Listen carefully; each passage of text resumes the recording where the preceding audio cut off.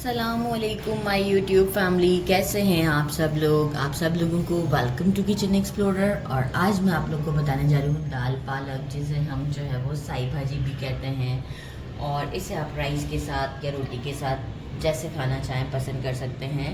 तो मैं आपको इसके इंग्रेडिएंट्स बता देती हूँ। सबसे पहले मैंने ले लिया था 1 कप, मेजरिंग कप जो होता है हमारा, चने की दाल लेके इसे अच्छे से सोक कर दिया था। इसके बाद वो पानी मैंने ड्रेन करके इसे कुकर में अच्छे तरीके से बॉईल कर लिया है। अच्छा, आप चाहें तो इसे मोटा मोटा भी रख सकते हैं, पर मैंने इसे थोड़ा सा इस तरीके से अच्छा सा, जैसे कि मैशी टच आ रहा है कि मैंने इसे बॉईल कर दिया है, क्योंकि मुझे बहुत खड़ी खड़ी दाल नहीं पसंद है। अगर आपको जैसी पसंद है तो वैसी यूज़ करें। अच्छा, मैंने क्या किया, जो इस दाल के साथ पानी था उसे भी मैंने साथ ही रखा हुआ है। कि मैंने 1 लीटर पानी ऐड किया था, तो जो रिमेनिंग है वो मैंने साथ ही रखा हुआ है कि अब मुझे जब जब ज़रूरत पड़ेगी तो मैं इसे यूज़ करूँगी। अच्छा, मैंने ले लिया है 1 बड़े साइज़ का टमाटो। इसको पील करके मैंने इसे राउंड राउंड कट कर लिया है। मैंने 4 to 5 ड्राई रेड चिलीज़ लिए हैं। अगर आपके पास ये वाले नहीं हैं ड्राई रेड चिलीज़, तो आप 4 to 5 गोल वाली लाल मिर्च भी यूज़ कर सकते हैं। अराउंड 2 टेबलस्पून मैंने ले लिया है कोरिएंडर। 2 टेबलस्पून भर के मैंने लिया है जिंजर गार्लिक पेस्ट, फ्रेश लीजिएगा। 1 टेबलस्पून ग्रीन चिली, मोटा मोटा कूट लिया है। अराउंड मैंने लिया था 1 बंच पालक का, लेकिन अगर मैं आपको बताऊं, क्योंकि बंच भी समटाइम बड़े साइज़ के और छोटे साइज़ के होते हैं, तो मेजरिंग कट वट करने के बाद, वॉश करने के बाद हम क्लीन करते हैं ना इसे, लाइक जो वेस्टेज लीव्स होते हैं वो हम हटा देते हैं। तो ये approx measuring 4 to 5 cup, 5 cups है ये, मेजरिंग 5 कप है, राइट। अच्छा, फिर मैंने ले लिया 2 मीडियम साइज़ के अनियन, इसे मैंने स्लाइसेस में कट कर लिया है। अब हम इसका एक मसाला तैयार करेंगे, जिसके लिए जो है वो मैंने ले लिया है 2 टेबलस्पून धनिया powder, 1 tablespoon salt, 1 tablespoon red chilli powder and 1 teaspoon हल्दी। अराउंड 12 मैंने ले लिए हैं ब्लैक पेपर। मैंने 2 टेबलस्पून ले लिया है साबुत धनिया। 2 मैंने बड़ी इलायची लिए, 2 तेज़पत्ता लिया है, और सिनेमन स्टिक अगर आपके पास बड़े साइज़ की हैं तो 2 ले लीजिएगा। 3 मैंने लौंग लिए हैं, और 1 टेबलस्पून मैंने लिया है ज़ीरा। अब मैं क्या करूँगी, ये वाले सारे मसाले मैं ड्राई रोस्ट करूँगी और इसे पीस लेते हैं। ड्राई रोस्ट करके मैं आपको बताती हूँ, फिर हम इसे ठंडा करके पीस लेंगे और हम फिर इसमें ये वाले मसाले को मिक्स कर लेंगे। तो चलें ड्राई रोस्ट करते हैं। तेज़पत्ता को तोड़ लिया है ताकि मुझे रोस्ट करने में इजी हो। सारे स्पाइसेस हम इसमें डाल देते हैं। स्लो फ्लेम पर हम इसे ड्राई रोस्ट करेंगे। जैसे ही हल्की हल्की खुशबू आनी शुरू हो जाए, ज़ीरा जो है वो गोल्डन नहीं करना है, बहुत डार्क नहीं करना, लाइक जलाना नहीं है। आप देखें फ़ौरन से क्रैकल आना स्टार्ट हो गया, क्योंकि मैंने पैन ऑलरेडी स्टोव पर रखा हुआ था। तो थोड़ा सा आप इसको पैन को पहले ही गर्म कर लें और फिर स्लो फ्लेम पर आप काम करें तो बहुत जल्दी और बहुत अच्छा काम हो जाता है। तो बस मुझे इसको सिर्फ 1 मिनट देना है और मैं इसके बाद इसे प्लेट में निकाल देती हूँ और ठंडा कर लेंगे हम। मैंने मसाले को बहुत ज़्यादा बारीक पाउडर भी नहीं किया है और बहुत ज़्यादा मोटा भी नहीं रखा है, एक मीडियम फोम पर रखा है। अब मैं क्या करूँगी, इसे इसमें डाल देते हैं हमारे ये जो बाकी के स्पाइसेस थे, और एक अच्छा सा मिक्स दे देते हैं। इतनी अच्छी खुशबू आ रही है कि मैं आपको क्या बताऊँ, बड़ी ज़बरदस्त सी एक अच्छा सा मिक्स देते हैं कि सारी चीज़ें इवनली इसके साथ मिक्स हो जाएं। और ये हम कोई सेव करने की ज़रूरत नहीं, सारा मसाला इसमें जाएगा, मतलब ये इतना सारा ही इसके अंदर यूज़ होगा।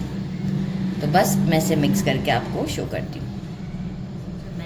वो एक पैन ले लिया है, इस पर मैंने ऑयल लिया है 1/2 कप और उससे थोड़ा सा ज़्यादा, मेजरिंग 1/2 कप और उससे थोड़ा सा ज़्यादा, फुल कप भी नहीं, मेजरिंग फुल कप भी नहीं लिया है, हाफ। इसमें थोड़ा सा ऑयल ज़्यादा पड़ता है क्योंकि हम अभी बाकी की सारी चीज़ें इसमें कुक करेंगे।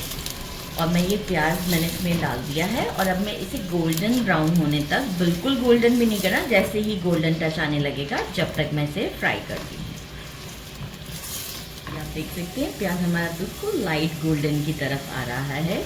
जिस वक्त ये इस तरह की कंडीशन में हो तो हमें देखिए बर्न नहीं करना है, ये बिल्कुल परफेक्ट कंडीशन है, आप देख सकते हैं। इस वक्त हम क्या कर देंगे, जिंजर गार्लिक का पेस्ट डाल के इसे भी थोड़ा सा लाइट गोल्डन करेंगे ताकि इसका भी कच्चापन ख़त्म हो जाए। तो इसे भी मुझे कच्चापन ख़त्म करने में 1 मिनट लगेगा। देख सकते हैं कितना अच्छा गोल्डन कलर ओवरऑल है, और जो है वो 1 मिनट मुझे हो चुका है। इस मोमेंट पे मैं क्या करूँगी, टमाटो, ग्रीन चिली और जो हमारी पालक है वो मैं इसमें ऐड करूँगी। पालक को बॉईल नहीं करना है, जो हम नॉर्मली ब्लांच करके और फिर उसका सारा पानी स्ट्रेन करते हैं तो सारे न्यूट्रिशंस ख़त्म हो जाते हैं। तो हम इसमें जो है वो पूरा परफेक्ट इसी तरीके से हम पालक को कुक करेंगे। इसीलिए वो जो चने की दाल में जो मैंने पानी बचा के रखा हुआ है वो इसी पर्पज़ के लिए है कि हम पालक को इसमें पकाएंगे ताकि अच्छी तरीके से कुक हो जाए। तो थोड़ा सा टमाटोज मेरे सॉफ्ट हो जाए तो मैं जो हूँ वो अपना ये थोड़ा सा पानी ऐड करना चाहूँगी। देखिए ये थोड़ा सा हमारे टमाटो सॉफ्ट हो गए, सारा मसाला मैं इसमें डाल देती हूँ। और हम क्या करेंगे, जो दाल का पानी है वो हम थोड़ा थोड़ा करके इसमें डालते जाएंगे और इसे भूनते जाएंगे। तो मैंने एक बोल में ले लिया है दाल का पानी और मैं क्या करूँगी, थोड़ा थोड़ा डालती जाऊँगी और इसे कुक करती जाऊँगी। तो अराउंड मैंने जो है वो 1 कप, मेजरिंग 1 कप के करीब जो है वो दाल का पानी ले लिया हुआ है। तो अब मैं ज़रा इसे इसी तरीके से, आप चाहें तो देखें एक साथ ही दाल भी साथ में आ गई हुई है, तो मैं इसीलिए थोड़ा सा वो कर रही हूँ। अब मैं इसे परफेक्टली कुक कर लेती हूँ और अच्छे से भूनना है। तो जैसे ही अराउंड 5 to 6 मिनट्स लगेंगे मुझे, तो मैं आपको शो करती हूँ। ये देखिए मुझे 8 मिनट लगे, मीडियम से थोड़ा सा फ्लेम मेरा हाई था। और आप ये देख सकते हैं ऑयल अच्छे से ऊपर आ चुका हुआ है और अब मेरा पालक भी अच्छे से कुक हो चुका हुआ है, मसाले भी भुन चुके हुए हैं। अच्छा, ये जो दाल है इसमें अराउंड ½ कप के करीब अभी और पानी है जो कि दाल का ही था, तो ये मैं इसमें डाल देती हूँ। अच्छा, आप चाहें तो आपको अगर दाल जैसे साबुत पसंद हो तो आप साबुत, मुझे थोड़ी सी मैशी पसंद है, मैंने आपसे पहले भी कहा। तो अब मैं ये दाल को डाल के इसे मीडियम फ्लेम पर अच्छी तरह से कुक करती हूँ। अच्छा, आपको अब ग्रेवी जितनी पसंद हो आप उतनी ग्रेवी रखें, तो मैं थोड़ा सा और इसे थिक कर रखना चाहूँगी। मीडियम फ्लेम पर मैं अराउंड इसे 3 to 4 मिनट और कुक करती हूँ। अच्छा, इस मोमेंट पर हम सॉल्ट भी चेक कर लेंगे कि सॉल्ट हमारा कैसा है। सॉल्ट इस वक्त बिल्कुल परफेक्ट है। मैंने चने की दाल में सॉल्ट बॉईल करते वक्त नहीं डाला था और बहुत ही ज़्यादा टेस्टी है। तो मैं इसे लिड लगाकर 3 to 4 मिनट्स के लिए मीडियम फ्लेम पर कुक करती हूँ, फिर आपको शो करती हूँ। अराउंड मुझे लगे 4 to 5 मिनट्स, राइट, जितनी कंसिस्टेंसी मुझे चाहिए थी। फ्लेम मेरा मीडियम पर था।